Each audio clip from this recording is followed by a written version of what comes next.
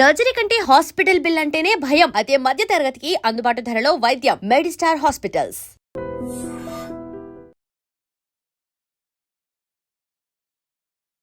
అయితే ఇప్పుడు హైడ్రాతో పాటుగా చర్చకు వచ్చినటువంటి మరో అంశం సుప్రీంకోర్టుకి సంబంధించిందే కవిత బెయిల్కి సంబంధించి. కవిత బెయిల్ ఎలా వచ్చింది, మీరు కుమ్మక్కయ్యారు కాబట్టి కవిత బెయిల్ మీద బయటకు వచ్చింది అనేటువంటి వాదనలు కూడా వచ్చాయి. మనీష్ సిసోడియాకి బెయిల్ ఎట్లా వచ్చింది? మనీష్ సిసోడియాకి బెయిల్ ఎట్లా వచ్చింది? మనీష్ సిసోడియాకి బెయిల్ ఎవరు ఇచ్చారు? సుప్రీంకోర్టే ఇచ్చింది. కవితకు బెయిల్ ఎవరు ఇచ్చారు? సుప్రీంకోర్టే ఇచ్చింది. మనీష్ సిసోడియాని బీజేపీ అరెస్ట్ చేసిందా? కవితను బీజేపీ అరెస్ట్ చేసిందా? ఒక పార్టీ ఇంకొక పార్టీ వాళ్ళని అరెస్ట్ చేస్తుందా? అవగాహన లేని వాళ్ళు రాజకీయ అవసరాల కోసం నోటికి ఏది వస్తే అది మాట్లాడుతూ ఉంటారు. ఇదే రాహుల్ గాంధీ గారు కేజ్రీవాల్ని అరెస్ట్ చేసిన తర్వాత కాంగ్రెస్ ఎంపీలు, ఆప్ ఎంపీలు, ప్రతిపక్ష ఎంపీలు అందరినీ తీసుకొని పోయి లిక్కర్ కేసు తప్పు, కేజ్రీవాల్ మీద పొలిటికల్ వెంజెన్సీ తోటి కేసు పెట్టిరు, వెంటనే బెయిల్ ఇవ్వాలి, ఇది దుర్మార్గమైన చర్య, ఇది బీజేపీ కక్ష సాధింపు చర్యతోటి కేసు పెట్టిరు అని ఎంపీలందరినీ తీసుకుపోయి జంతర్ మంతర్ కానో పార్లమెంట్ గేట్ కానో ధర్నా చేసిండు. మరి లిక్కర్ కేసు తప్పైతే, కేజ్రీవాల్ అరెస్ట్ తప్పైతే, మనోజ్ సిసోడియాకి బెయిల్ ఇచ్చుడు కరెక్ట్ అయితే కవితకు బెయిల్ ఇచ్చుడు ఎట్లా తప్పైంది? అది లేదు, అదే కేసు కదా ఇది కూడా. ఆయన అరెస్టే తప్పని వాదిస్తుంది కదా కాంగ్రెస్ పార్టీ. ఆడ ఢిల్లీలో ఏం మాట్లాడుతున్నారు? కేజ్రీవాల్ని అరెస్టే తప్పు, అసలు లిక్కర్ కేసే లేదని మాట్లాడుతుంది కాంగ్రెస్ పార్టీ. హైదరాబాద్లో ఏం మాట్లాడుతున్నారు? బీజేపీ బీఆర్ఎస్ ఒకటైనాయి కాబట్టి కవితకు బెయిల్ వచ్చిందని. మీరు తెల్లారి పేపర్ చూడుర్రి, తెల్లారి పేపర్ చదువుండ్రి. కవితకు బెయిల్ వచ్చిన రోజు మొత్తం వార్త చదువురి దయచేసి ఓపికగా. తెలంగాణ సమాజం కూడా వినాలని అప్పీల్ చేస్తున్నా. రెండు చేతులు జోడించి దండం పెట్టి చెప్తా ఉన్నా. కవిత తరఫున ఆ రోజు వకీలు ఎవరు ఆర్గ్యూ చేసిరని అంటే ముకుల్ రోహిత్ గే ఆర్గ్యూ చేసిండని పేపర్లలో అన్నిట్లలో రాసిరు, తెలుగు, హిందీ, ఇంగ్లీష్ అన్నిట్లలో. తెల్లారో మరుసటి రోజు రేవంత్ రెడ్డి గారు మాట్లాడిరని తెల్లారి సుప్రీంకోర్టు మాట్లాడినప్పుడు ఆ రోజు కోర్టులో ఏం కేసు నడుస్తుందంటే ఓటుకు నోటు కేసు నడుస్తుంది. ఓటుకు నోటు కేసులో రేవంత్ రెడ్డి తరఫున వకీలు ఎవరు? కవిత గారు. ద సేమ్ ముకుల్ రోహిత్కే. మళ్ళీ చెప్తున్నా, తెలంగాణ సమాజం ఆలోచించు. కవిత బెయిల్ పిటిషన్ ఆర్గ్యూ చేసిన వకీల్ పేరు ముకుల్ రోహిత్కి. చాలామంది ఆర్గ్యూ చేసిన ముకుల్ రోహిత్కి ఆర్గ్యూ చేసిన రోజు బెయిల్ వచ్చింది.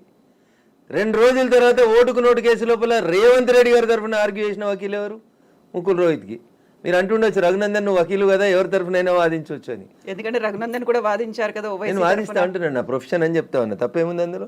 ఫీజు తీసుకొని వాదించడంలో తప్పేముంది? మాకు వకాల సర్టిఫికేట్ ఎందుకు ఇస్తారు? ఇప్పుడు ఒకవేళ ఈ హైడ్రాకి సంబంధించి ఎవరైనా మిమ్మల్ని పెట్టుకున్నారనుకోండి, మా ఆక్రమణలు కూల్ చేస్తున్నారు, వద్దు హైకోర్టులో స్టే తీసుకురండి అని రఘునందన్ గారి దగ్గరికి వస్తే చేయండి నా కేసు. ఆ కేసు చేయండి. అండ్ కమింగ్ బ్యాక్ టు కవిత కేసుకి సంబంధించి రైట్, మనీష్ సిసోడియా బెయిల్ వచ్చింది, కవితకు బెయిల్ వచ్చింది. రేపో మాపో నెలకో 2 నెలలకు కేజ్రీవాల్ కూడా వస్తుంది. మీ ఢిల్లీ, మీ ఏఐసిసి నాయకత్వం లిక్కర్ కేసే తప్పు, కక్షపూరితంగా పెట్టిరని ఢిల్లీలో ఆర్గ్యూ చేస్తే, ఇక్కడ మేమిద్దరం కలిసినమని ఆర్గ్యూ చేస్తే కాంగ్రెస్ పార్టీ ఎట్లా నమ్ముతారు ప్రజలు? మీకు ఇంకొక మంచి మాట చెప్తే తెలంగాణ సమాజం ముందు ప్రశ్నను ఉంచాలి మీరు కూడా దయచేసి.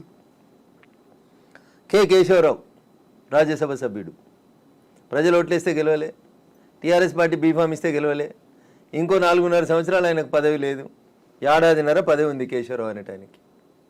ఆయన ఢిల్లీకి పోయిండు. ఈ పక్కన రేవంత్ రెడ్డి, ఈ పక్కన మల్లికార్జున ఖర్గే, ఇద్దరు నిల్చొని కండువా కప్పిర్రు. తెల్లారి కేశవరావు గారు స్టేట్మెంట్ ఇచ్చారు. రాజకీయాల్లో నైతిక విలువలు కాపాడాలని బీఆర్ఎస్ పార్టీ ద్వారా సంక్రమించిన రాజ్యసభ సభ్యత్వాన్ని గడ్డిపోసలేక అవతల వారేసి రాజీనామా చేస్తా అన్నాడు. గంటసేపట్లో రాజీనామా ఆమోదించేసారు, అయిపోయింది. ఎవరు వచ్చారు ఆ రాజ్యసభ స్థానానికి? అభిషేక్ సింగ్ మన్వి గారు వచ్చారు. అభిషేక్ సింగ్ మన్వి ఎవరు? నాసంటి వకీలు, ఇంతకుముందు కాంగ్రెస్ పార్టీ తరఫున లోక్సభ సభ్యుడు. అభిషేక్ సింగ్ మన్వి కాంగ్రెస్ పార్టీ అభ్యర్థిగా కేశవరావు ఖాళీ చేసినటువంటి రాజ్యసభ స్థానానికి పోటీ చేస్తానికి వచ్చాడు. యువరాజు ఏమంటాడు రోజు పేపర్లలో, టీవీలలో? కవిత గారు మంచిగినూరి మెల్లగినూరి జనాన్ని కట్ చేసి పంపురి సమాధానం. యువరాజు ఏమంటాడు?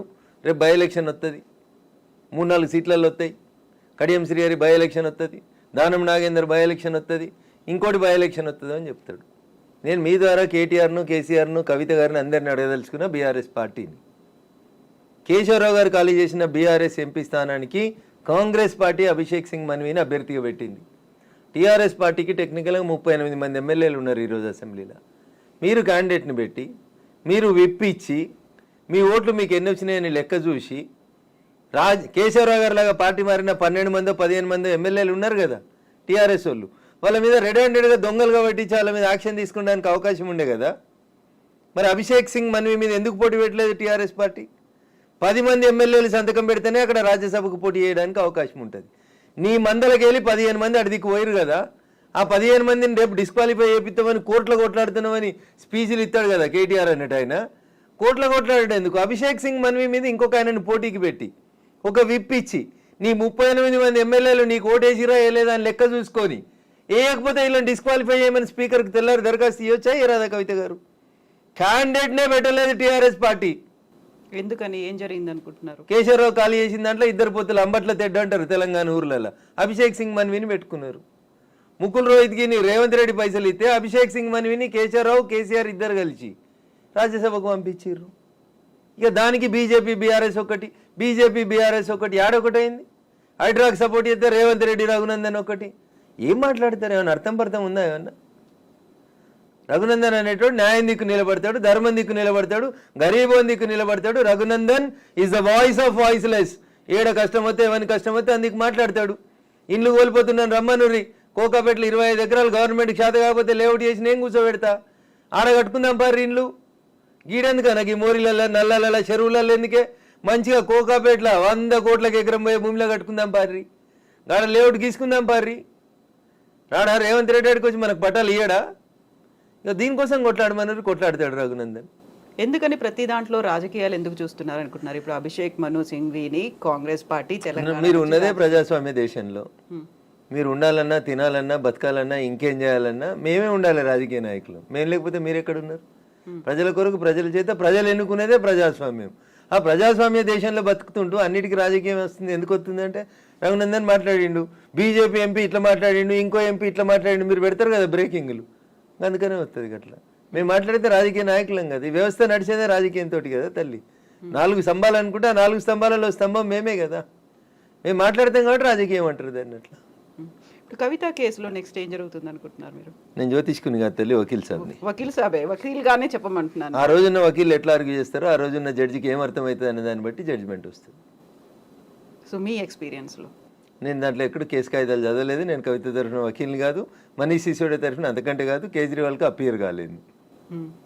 బట్ కవిత బయటకు వచ్చిన తర్వాత కూడా వినిపించినటువంటి డిఫరెంట్ వెర్షన్స్ని ముందు నుంచి అసలు ఎప్పుడు ఫాలో అవ్వలేదా ఈ కేసుని మీరు? అయినా ఎందుకు ఫాలో కాను? అడ్వకేట్గా బరాబరి ఫాలో అవుతారు. రాజకీయాలు ఉన్నవాడు బరాబరి ఫాలో అవుతాయి. ఎందుకు ఫాలో కాదు? In what way I'm concern with Kavitha's bail. Kavitha ఎవరు?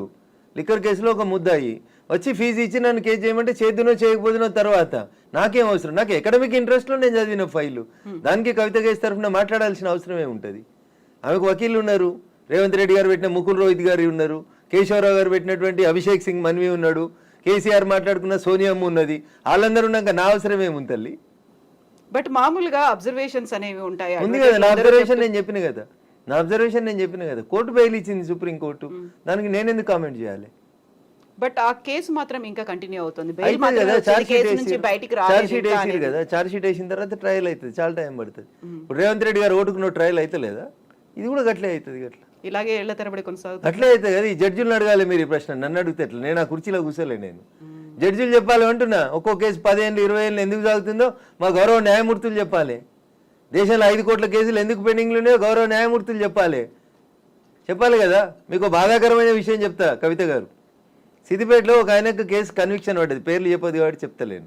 సిద్దిపేట ప్రాంతంలో ఒక ఆయనకి జిల్లా కోర్టు లైఫ్ కన్విక్షన్ ఇచ్చింది, యావజ్జీవిత కారాగార శిక్ష ఇచ్చింది. ఆయన నాసంటి వకీల్ని పెట్టుకొని హైకోర్టులో కేసు ఆర్గ్యూ చేసుకున్నాడు. హైకోర్టు కేసును కొట్టేసింది, ఆయన నిర్దోషి అని ప్రకటించేసి జడ్జిమెంట్ ఇచ్చింది. జడ్జిమెంట్ ఇస్తే ఈ జడ్జిమెంట్ కాపీ తీసుకొని కోర్టు వాళ్ళు జైలుకు పోయారు. ఈ జడ్జిమెంట్ కాపీ జైలుకు రీచ్ అయ్యే 3 రోజుల ముందు ఆయన చచ్చిపోయిండు కవిత గారు. ఎలా? ఆరోగ్యం బాగలేదు, చచ్చిపోయిండు. 6 ఏళ్ళు జైలు నుండి చచ్చిపోయిండు కవిత గారు. ఎవరు నష్టపరిహారం ఎవరిస్తారా కుటుంబానికి? కింది కోర్టు శిక్ష వేసింది, పై కోర్టు 4 రోజులలో తీర్పు చెప్తే అయిపోతుంటుండే కదా. ఈయన 6 ఏళ్ళు భార్య పిల్లలతో ఉండేటోడు కదా. 6 ఏళ్ళు ఆయన జైలు ఉన్న తర్వాత కేసీని నువ్వు జడ్జిమెంట్ ఇచ్చినావు. ఏం న్యాయం జరిగింది మీ లాట్ అని అడుగుతున్నా నేను, పేదోని గొంతుకగా. జరగాలనే వద్దా? ఎగ్జాక్ట్లీ. ఆ భార్య పిల్లలు ఎవడు అడుగుతాడు? మీకు ఇంకా దరిద్రం చెప్తా. ఆయన జైలు ఉన్నప్పుడు పనిచేస్తే ఆయనకు జీతం ఇచ్చారు. ఆయన చచ్చిపోయాక జీతం పైసలు డీడీఓ చెక్కో ఇంటికి పోయింది. ఇంటికి పోతే ఆ పోస్ట్ మ్యాన్ ఏమంటాడో తెలుసా? ఈ పేరున్న ఆయన లేడు కాబట్టి ఈ చెక్కు వాపసు పోతుంది అంటాడు.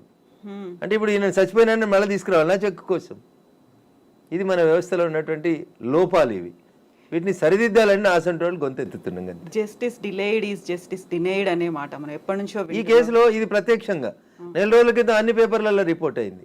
ఒక్కరు కూడా మాట్లాడారు దీంట్లో. ఒక పేపర్ మాట్లాడేది, ఒక టీవీ ఛానల్ మాట్లాడేది. ఒక వ్యక్తి దోషి అని చెప్పి యావజ్జీవిత కారాగార శిక్ష చేసినటువంటి వ్యక్తి 6 సంవత్సరాలు జైల్లో ఉన్న తర్వాత ఆయన నిర్దోషి అని హైకోర్టు కేసు కొట్టేసింది. దురదృష్టం 3 రోజుల ముందు చచ్చిపోయింది ఆయన. ఆ భార్య బిడ్డలకు ఎవరు సమాధానం చెప్తారో చెప్పుర్రి. తప్పెవరిది అంటారు ఇందులో? చెప్పురు, మీరే చెప్పుర్రి. నేను మీ అంతా చదువుకోలే కదా, చెప్పురు ఎవరి తప్పు. మీరే అన్నారు కదా జస్టిస్ డిలేడ్ ఈజ్ డినైడ్ అని. 6 ఏళ్ల బదులు ఈ కేసుని 6 నెలల్లో ఒకవేళ అప్పీల్ కోర్టు వినుండి ఉంటే, ఆయన నిర్దేశాన్ని అదే రోజు ప్రకటించి ఉంటే భార్య పిల్లలతో 5.5 ఏళ్ళు కలిసి ఉండేటోడు కదా. ఇట్లాంటి వాళ్ళు ఎన్ని లక్షల మంది ఉన్నారనుకుంటున్నారు దేశంలో? 5 కోట్ల కేసులు పెండింగ్ లో పెట్టింది కదా కోర్టులో. దేశంలో ఉన్నటువంటి అన్ని న్యాయస్థానాలలో 5 కోట్ల కేసులు పెండింగ్ ఉన్నాయి. నేను 2 చేతులు జోడించి మా గౌరవ న్యాయమూర్తులందరికీ కూడా మిలాడ్ అని చెప్తాం, ఓ కనబడే దేవుడా అని చెప్తాం. అయ్యా కనబడే దేవుళ్ళారా ఇట్లాంటివి డిస్పోజ్ చేయండి అంటున్నా, మాట్లాడండి అంటున్నా. మాట్లాడక మౌనమునులాగుంటే మౌనంగా మౌనంగా ఉన్నటువంటి ఒక మేధావి యొక్క మౌనం ఈ దేశానికి దరిద్రం చేస్తుంది. అరే మీరు పెద్ద పెద్ద చదువుకున్న వాళ్ళు మిలాడ్ అంటున్నాం. మేము మిమ్మల్ని మిలాడ్ ఓ కనబడే దేవుడా అంటున్నాం. ఆ కనబడని దేవుడు న్యాయం చేస్తాడో ఏడగారు, ఈ కనబడే దేవుడిని న్యాయం చేయమని అడుగుతున్నాం కదా. చెరువులు కుంటలు కబ్జా చేసిన వాళ్ళని ఉరి తీయాలని చెప్పారు కదా జడ్జిలు. స్టే ఎట్లా ఇస్తారు? స్టేటస్ కో ఎట్లా ఇస్తారు? ఇప్పుడు 5 కోట్ల కేసులు అంటే ఒక రాష్ట్ర జనాభా కంటే చాలా ఎక్కువ.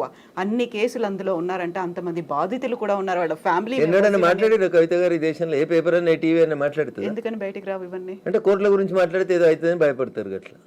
ఖచ్చితంగా కదా. ఎక్కడో ఒక్క అడుగుతోటి మొదలు పెట్టాలి. అది నేను మొదలు పెట్టాలనుకున్నా మొదలు పెడతా ఉన్నా. మాట్లాడాలి కదా ఎవరో ఒకరు. ఈ గొంతే కదా అందాక వినబడాల్సింది కోర్టుల దాకా. అందుకనే మాట్లాడుతా ఉన్నా. చట్టం తెలిసిన ఒక వ్యక్తిగా మాట్లాడుతా ఉన్నా. శిక్ష పడితే నాకు ఒక్కరికి పడనీరు, కానీ ఎవరికైనా న్యాయం జరగాలి కదా. కోర్టు ధిక్కారం కింద వస్తుంది. ఇది కోర్టు ధిక్కారం. నేను ఎందుకు ఎవరన్నా జడ్జిని భయపడేది? ఎవరన్నా జడ్జిని నేను ఏమన్నా పేరు పెట్టి తిట్టినా? ఇప్పుడు వ్యక్తిగతంగా మాట్లాడినా, జడ్జిమెంట్ మీద మాట్లాడినా? మా సిద్దిపేట నా పార్లమెంట్లో నా ఓటర్ ఒకరికి అన్యాయం జరిగింది. నేను మాట్లాడకపోతే ఎంపీ ఎవరు మాట్లాడతారు? కవిత గారు బరాబర్ నేనే మాట్లాడతా. పంపని జైలుకి ఏమవుతుంది? పంపని తల్లి, భయపడేది ఏముంటుంది? ఇంత 5 కోట్ల కేసులు పెండింగ్ లో ఉన్నాయి అనుకున్నప్పుడు ఫాస్ట్ ట్రాక్ కోర్టులు రావాలి, ఇంకేదో రావాలి, ఫ్యామిలీ కోర్టు రావాలి. వచ్చినాయి, ఫ్యామిలీ కోర్టు వచ్చింది, ఫాస్ట్ ట్రాక్ కోర్టు వచ్చింది, అన్ని సరిపోవట్లేదా ఇవన్నీ?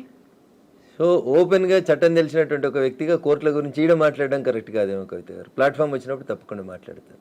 సాధ్యమైనంత స్పీడీగా జస్టిస్ రావాలి. మీకు ఒక ఉదాహరణ చెప్తా తల్లి. ట్రంప్ అమెరికా అధ్యక్షుడు ఉన్నప్పుడు లైంగిక ఆరోపణలు వచ్చినాయి, లేదా బిల్ క్లింటన్ ఉన్నప్పుడు వచ్చినాయి అనుకోండి. అమెరికాలో ఆయన అధ్యక్షుడు ఉన్నప్పుడే ట్రయల్ అయిపోతుంది, కేసు అక్విటల్ అని అవుతుంది, కన్విక్షన్ అని అవుతుంది. ఈ దేశంలో ఒక్క కేసు అన్నట్లు అయిందా కవిత గారు? రేవంత్ రెడ్డి గారు ఓటుకు నోటు కేసు ఎప్పటి తల్లి? 2015-16. ఇలా ఏడున్నాం, 24లో ఉన్నాం. ఇంకెప్పుడు అవుతుంది అది? మీ పిల్లలు పెద్దోళ్ళ స్కూల్ కోడ్ అందే కాలేజీకి పోయినాక అవుతుంది కదా. ఈ మాట్లాడాలా వద్దా? నేను నిజంగా మాట్లాడొద్దా? నిజంగా మాట్లాడుతున్నాను. మరి మాట్లాడితే బాధ ఎందుకు? 100 మంది నిందితులు తప్పించుకున్న ఒక్క అమాయకుడు శిక్ష పడొద్దు అనుకున్నప్పుడు 5 కోట్ల మందిలో బోల్డ్ అంత మంది వాళ్ళ అమాయకులు అయ్యి ఉంటారు కదా, వాళ్ళ ఫ్యామిలీ మెంబర్స్ ఉంటాయి కదా, ఏళ్ల తరబడి కోర్టులో పెండింగ్లు అనేవి ఉన్నాయి అనుకున్నప్పుడు who has to pay that? Ayesha Meera case విన్నారనుకో. ఎగ్జాక్ట్లీ, అవును. సత్యంబాబు ఎవరినో ఒకరిని కన్విక్షన్ చేసిరు, పంపించేసిరు, అంతా అయిపోయింది. 6 ఏళ్ళు 8 ఏళ్ళు వాళ్ళ అమ్మ తిరిగి చెప్పులు అరిగినాయి, కాళ్ళు అరిగినాయి, అన్ని అరిగినాయి. ఆఖరికి సత్యంబాబు నిర్దోషాన్ని హైకోర్టు విడుదల చేసి నష్టపరిహారం కూడా చెల్లించారు. అంటే ఏంది? మీ ఇష్టం ఉన్న వాళ్ళని జైలు ఎత్తారు, మీ ఇష్టం ఉన్న వాళ్ళకి శిక్ష ఎత్తారు, మీకు నచ్చితే నష్టపరిహారం, నచ్చకపోతే శవాలను ఇంటికి పంపిస్తామంటే ఏంది కవిత గారు? అది కూడా చాలా జవాబుదారితనం లేదా? అంత ఈజీ జరగలేదు. జవాబుదారితనం లేదా? ఒక రాజకీయ నాయకులకి 5 ఏళ్ళకి ఒకసారి జవాబుదారితనం, కానీ టీవీ వాళ్ళకి, పేపర్ వాళ్ళకి, లేకపోతే అక్కడ కూర్చుండే జడ్జిలకి జవాబుదారితనం ఉండొద్దా? నేను ఒక్కనే ఎందుకు రెస్పాన్సిబుల్? మీరెందుకు ఉండొద్దు రెస్పాన్సిబుల్? 4th ఎస్టేట్ అని చెప్పుకున్న మీడియా ఎందుకు రెస్పాన్సిబుల్ ఉండదు? సిద్దిపేట సంఘటన గురించి ఎందుకు మాట్లాడారు? ఎందుకు చూపెట్టారు టీవీలలో? ఈ హృదయ విదారకర సంఘటనలు చూపెడతానన్న జడ్జిల మనసు కరుగుతుందని ఎందుకు అనుకోరు మీరు? వాళ్ళకి తెలియదు అంటారా ఇలాంటి జరుగుతున్నాయనేది? తెలియదనే కదా ఇప్పుడు, తెలియదనే కదా నాసంటోడు మాట్లాడడం మొదలుపెట్టింది, తెలియాలనే కదా మాట్లాడుతూ ఉంది. హై ప్రయారిటీ కేసులని, లంచ్ మోషన్ పిటిషన్లని అప్పటికప్పుడు తీసుకొని ఇమ్మీడియట్ గా వస్తుంటాయి కదా జడ్జిమెంట్లు అనేవి. దురదృష్టకరం. ఇంతకంటే ఎక్కువ మాట్లాడడం నాకు కూడా ఇష్టం లేదు. ఆ లంచ్ ఏందో, ఆ మోషన్ ఏందో నాకు తెలియదు. ఇన్కన్వెన్షన్ పొద్దుగాల 6 గంటలకు గులగొట్టుడు మొదలుపెట్టిరు, జేసీబీలు ఇటాచీలు పెట్టి. 2 గంటలకు లంచ్ మోషన్ ఏముంటుంది కవిత గారు? 6 గంటలకు మొదలైంది, 2 దాకా ఏమైనా మిగులుతుందా? అప్పుడు దాన్ని వినాలేందుకు పిటిషన్ని చేయాలేందుకు? ఏ రకమైనటువంటి మెసేజ్ పోతుంది సమాజానికనే దయించి గౌరవ న్యాయమూర్తులు ఆలోచించుకోవాలి. ఇంతకంటే ఎక్కువ నేను చెప్పగలిగేది ఏం లేదండి. కవిత బయటకు వచ్చిన తర్వాత తీహార్ జైలు ముందు ఒక మాట అన్నారు, అసలే నేను మొండిని జగమొండిగా తయారయ్యాను, వడ్డీతో సహా చెల్లిస్తాను అనే మాట. ఆ వార్నింగ్ ఎవరికి అనుకుంటున్నారు మీరు? వాళ్ళ నాన్నకు అనుకుంటాను. ఎలా? 164 రోజులు బిడ్డ జైలు ఉంటే సూచిత అందుకోలేదు కదా. బట్ రాగానే మాత్రం తను వెళ్ళింది కదా నాన్న. ఏడికి వెళ్ళింది?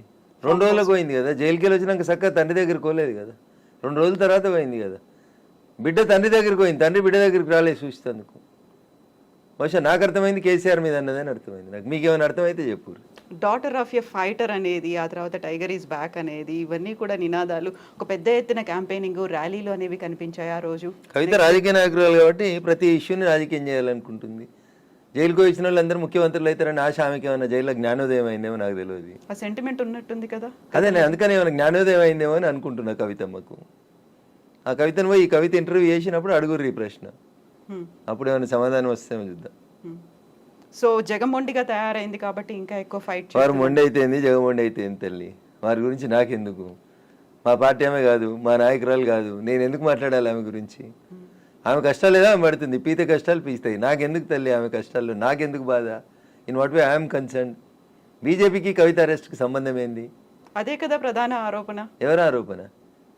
ఆడలేక మధ్యలో ఓడింది అన్నట్టు ఉంది. చేసిన దందా, బ్యాంక్ అకౌంట్లు, సెల్ ఫోన్లు, వాటి ఫార్మెట్లు మార్చుడు అన్నీ జనమంతా ప్రపంచం అంతా చూసిరు కదా. పసలేని కేసు, కక్ష గట్టి లోపల వేశారు అనేది పుట్టని సిబిఐ వాళ్ళతో మాట్లాడుకొని, ఈడీ వాళ్ళతో మాట్లాడుకొని మాకేం సంబంధం చెప్పు? సిబిఐ ఏమైనా నరేంద్ర మోడీ గారు వచ్చిన తర్వాత ఈ దేశంలో వచ్చిన వ్యవస్థనా? కాదు కదా. సిబిఐ చాలా సంవత్సరాల నుంచి ఉంది కదా. భారత రాజ్యాంగం కోరుకున్నట్టు భారత ప్రజాస్వామికవాదులంతా తెచ్చినట్టు ఒక చట్టం. అది మేము తెచ్చినామా? మాకంటే ముందున్న కాంగ్రెస్ వాళ్ళే తెచ్చిరు కదా దాన్ని.